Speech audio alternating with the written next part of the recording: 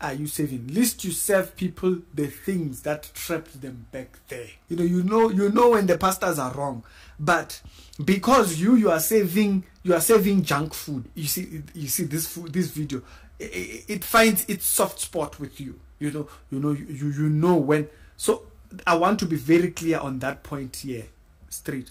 If this video offends you, it's because you are serving nonsense or you are serving junk to people. You know when the pastors are wrong in doctrine, but you don't know aspects of service. So when it comes to service, we must be very clear. So there is this video, I don't know if you guys have seen it, of Hlengiwe's keyboard player, and it has a lot to be desired, but we're gonna get to that just in a second. It's the Reality Show. We do daily Christian commentary videos. If it's the first time over here, do be sure to check out some other videos that are down in the pinned comments, and I'm gonna check you out over there. So what is in the video, and what exactly do I want to talk about? I want to talk about a side of spiritual maturity. Spiritual maturity, meaning there are certain things that you just outgrow, but this won't help. Okay, so what does it do?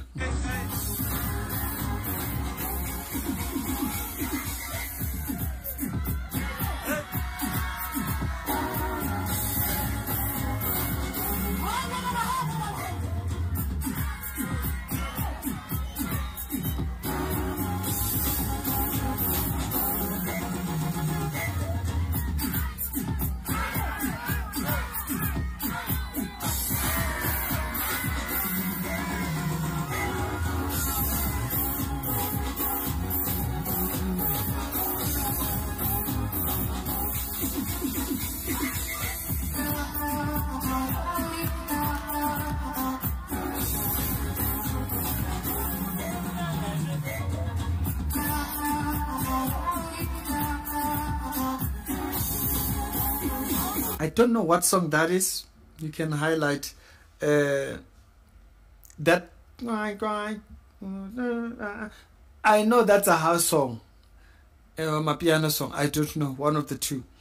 But I've heard that song in like taxis and in cars and just in loud music spaces, and also all these dance videos that actually go on Facebook brings up this particular subject.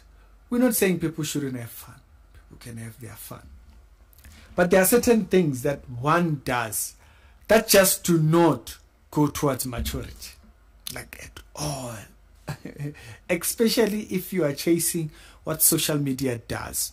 So you see, this particular thing that he's doing here, this mixing, it's not so much, it's very easy for you to see this and say we are uptight. I just want to give you that heads up. It's very easy for you to say, Rick, they put up a standard that's unrealistic. No. Most important thing to note here is that particular behavior, particularly, comes from somewhere. It comes from immaturity. That's why you hear a lot of musicians, keyboard players, church musicians, have a lot of funny stories, all kinds of weird funny stories, and a lot of them come from where? They come from this thing of no maturity. Maybe if you play that stuff for yourself, let me show you what I mean when I say it's an aspect of no maturity, is that you have no sense of maturity for the other person, because when you are chilling there in your worldliness, chasing worldly trends of whatever song is trending in the world. So as a result, that person has no perception of maturity. They don't outgrow. They keep mixing. Mishmash is their thing. That's your cup of tea. You've settled. You are really, you are honing in your craft. That's what DJing is. He's honed his craft. He's really brought it to a maturity. It's come to a when they are cooking, they say the water has come to a boil.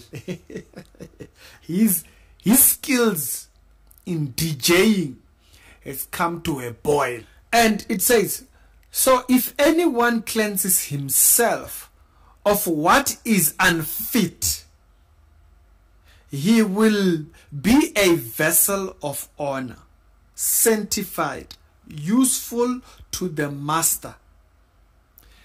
There are certain things that when you do, they spell a maturity worthy of use, useful to the master, prepared for every good work. Meaning, now this is before, you'll note, this is right before he says, flee youthful lusts. Okay, flee youthful passions and pursue righteousness, love, and faith, peace, together with those that call unto the Lord with a pure heart. Meaning, they are not defiled in any area. Mixture of worldly things and saving that to the rest of the body. The Bible says fit. It uses that word.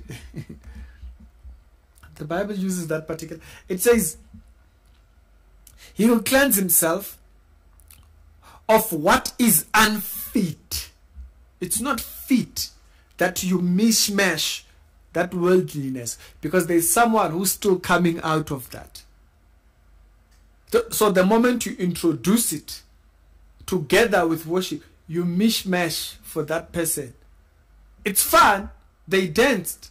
They're not mature. What you are saving, does it remind or take another person back to where they just came from? It's one thing when you are listening to it, but when you are now saving it, when you are now saving, reminder. When you are now giving the things that were bondage for them as fit, he says this is unfit for the master's use. Or your service has just become mediocre. Your service has just become a bundle of trends, of things that trend online. You know, you are there, you know you are saving them. You are saving them. This is what you are saving them. Or you are saving them your DJ skills or your TikTok dances or so forth. Nothing wrong with dancing, but what are you saving? I'm talking about saving. We are very careful what we save.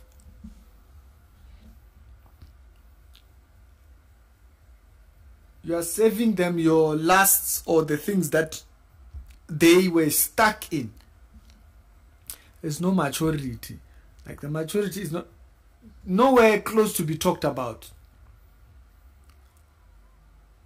What is it you are saving? Okay, waiting you to serve. Waiting you to serve. You.